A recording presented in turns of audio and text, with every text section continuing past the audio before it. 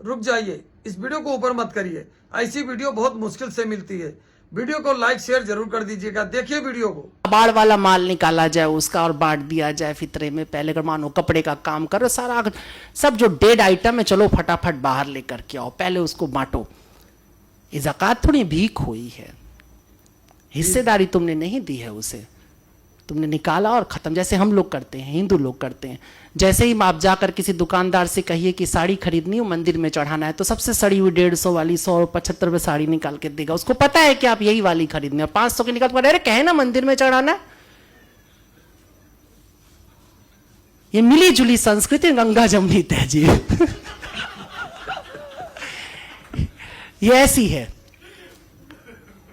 ये तुम्हारे ईमान पे टिका हुआ है। आप तय करेंगे कि कितना देना है और सिर्फ आप जानोगे और आपका अल्लाह जानेगा। और अगर तुमने ऐसा नहीं किया तो जो होना है वो होगा तुम्हारे साथ। अब दोज़ख में पिटोगे, कहां पिटोगे, किसके साथ रहोगे, मुझे वो सब नहीं पता।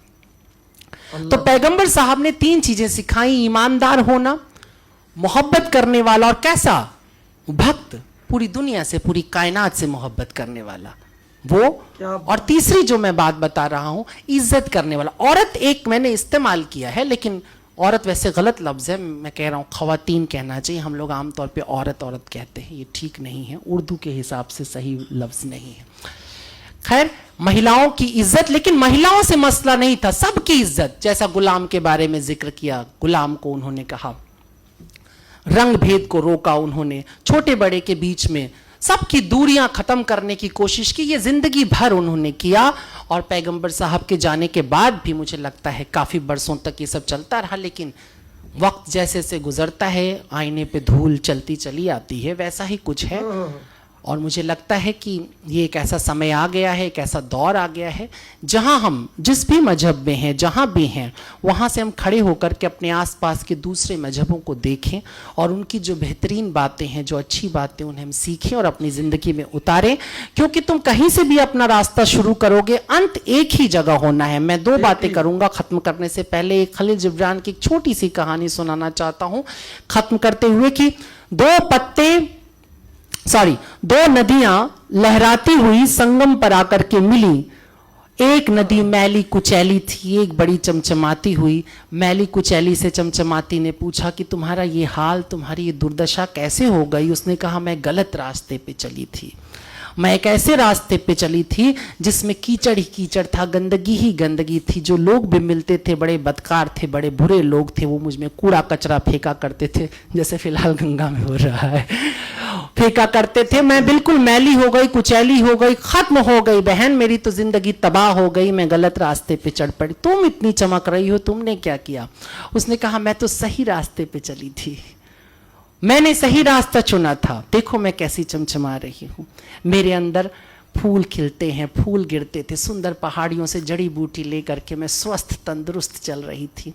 छोटे छोटे बच्चे अपने गुलाबी गुलाबी पाँव डाल के मुझ में खेला करते थे। प्रेमी प्रेमिकाएं अपना चेहरा देखा करते थे मेरे अंदर। मैं इतनी सुंदर नदी हूँ। दोनों ये बातें करती मशगूल जा रही थी और अचानक समुद्र ने आवाज़ दी, चलो अब दोनों आ जाओ। और समुद्र ने दोनों को निगल लिया। अंत एक सब। आखिरी में तो हम सब वहीं पहुंच जाते हैं, लेकिन रास्ता बड़ा कीमती होता है। मैं इस बात पे ज्यादा यकीन करूं ना करूं कि तुम्हें एक दिन जन्नत मिलेगी और दोजख मिलेगी, लेकिन इस बात में मेरा पूरा यकीन है कि तुम्हारी जिंदगी ही जन्नत और दोजख दोनों में बदल सकती है। अगर तुम सही रास्ते पर हो तो तुम अपनी जिंदगी में ही जन्नत में हो। अलग से किसी और जन्नत की ख्वाहिश, हमको मालूम है जन्नत की हकीकत, लेकिन अगर तुम गलत रास्ते पे हो तो इसी जिंदगी में तुम्हारा दोजख भी है। तो मैं अपनी बात केवल हरिवंश राय बच्चन की पंक्तियों के साथ खत्म करने जा रहा हूं कि मदिरालय जाने को घर से चलता है पीने वाला, किस पथ से जाऊं असमंजस में है वो भोला भाला। अलग अलग पथ बतलाते सब, पर मैं ये बतलाता हूं, राह पकड़ तू एक चला चल, पा जाएगा मधुशाला। शुक्रिया।